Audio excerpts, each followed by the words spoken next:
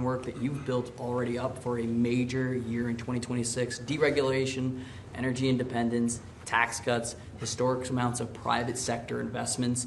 What do you envision for the 2026 economy when this event comes to town next year, too, on top of everything else? Yeah, it's just a huge economic boon to this. You know, we had a little shutdown that was caused by the Democrats, and this will make up for it many times over, so that's good. But I think it's the importance of the event all over the world. The world is watching, and it really is. It's like having, you know, many Super Bowls, actually. Each game is almost a Super Bowl. Some of them are, I guess you could say, bigger than Super Bowls. I guess when you get to the finals, it's of that level or more. Much more. Worldwide, I think it's got to be more. So that's great. You know, when Johnny and I made the deal, I never thought I was going to be president because I was supposed to be retired by that time. And I got a little lucky. So I'm very honored to have it. And we have the Olympics coming, too. That'll be great. And the 250 is going to be right out on the lawn. You're going to have a UFC event with Dana White and his people. He's going to have the greatest card they've ever assembled. I was talking to Dana White the other day, and they're going to have the greatest card they've ever assembled, Johnny. So you'll be sitting up there with me, Darren.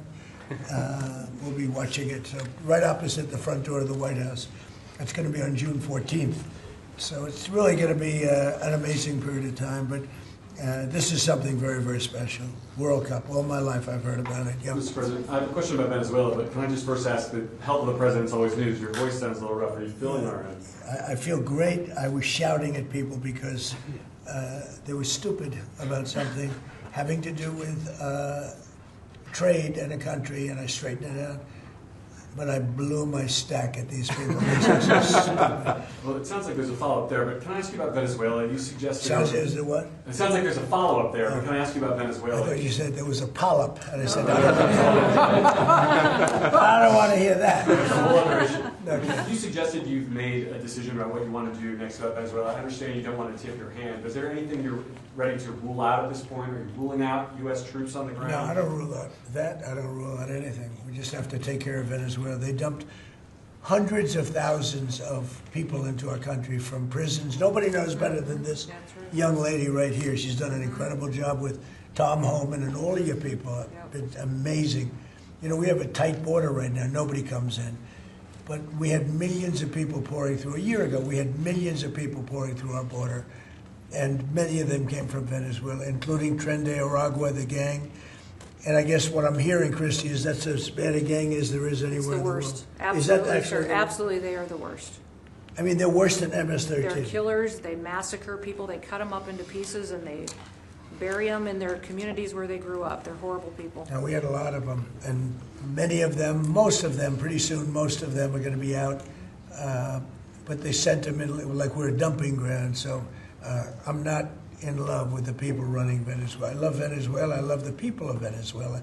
But what they've done to this country, and I really say this, what Biden and the Democrats have done to this country can never, ever be forgotten. You suggested Maduro wants to talk. Are you prepared to speak with him directly? Would you commit to doing that before you order strikes? Yeah, I probably would talk to him. Yeah, I talk to everybody. Mr. President, go ahead, Paul Garrett, was that what you were referring to? Was that India? Rebecca Zelka with Blaze News. So, in a recent interview, you had made some remarks about H-1B visas. You said about H-1B visas. Yeah. You said that there were certain talents that Americans needed to outsource to foreign workers. Could you clarify? Until they learn that, yeah. Like, for instance, if you're going to be making chips, we don't make chips too much here anymore, but we are going to be in a period of a year. We're going to have a big portion of the chip market.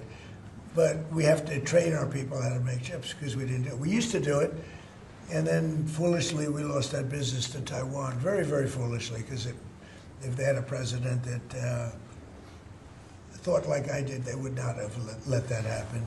But it's all coming back. I think we're going to have within a few years, we're going, and not because of the CHIPS Act. The CHIPS Act was a disaster for this country. We gave away billions of dollars to other countries and other locations and companies. And all they did was rob our money. But because of tariffs, the chips are coming back. Chip makers are all coming back. And I think within a very short period of time, we're going to have maybe even the majority of the chip making in the world will be right in the United States, where it should have been all along. but because we had people that didn't believe in tariffs, they believed in them, but they didn't know how to use them, we would have had nobody leaving our country right now. And instead, you have almost 100% of the chips are made in Taiwan. It's so disgraceful. The good news is it's all coming back. Yeah, please. Mr. President, The Mr. gentleman in the President. back. Thank you, Mr. President. I want to just follow up on Venezuela. In these talks with Maduro, is there anything that he could say or do that would allow you to feel like he could stay with your support? Is there anything that he could say that you would be, okay, you can stay? It's hard to say that. You know, the question's a little bit tricky. I don't think it was meant to be tricky. It's just that, look, he's done tremendous damage to our country, primarily because of drugs, but really because we have that problem with other countries too. But more than any other country, the release of prisoners into our country has been a disaster. He's emptied his jails. Others have done that also. He has not been good to the United States. So we'll see what happens. At a certain period of time, I'll be talking to him. Mr. President, can I just follow up? You mentioned your voice and you were shouting about trade. Which country in particular upset you? Was it India? No, a country wanted to try and renegotiate the terms of their trade deal, and I wasn't happy about it. Well, which country was it? People want to know. Why would I say that to you? I can't believe it. Mr. President, on the World Cup, if you would, Seattle and the World Cup. The new mayor-elect of Seattle is a Democratic Socialist. Seattle has... Or beyond. I watched her. Right, Seattle has... That's more than socialism. Right, Seattle has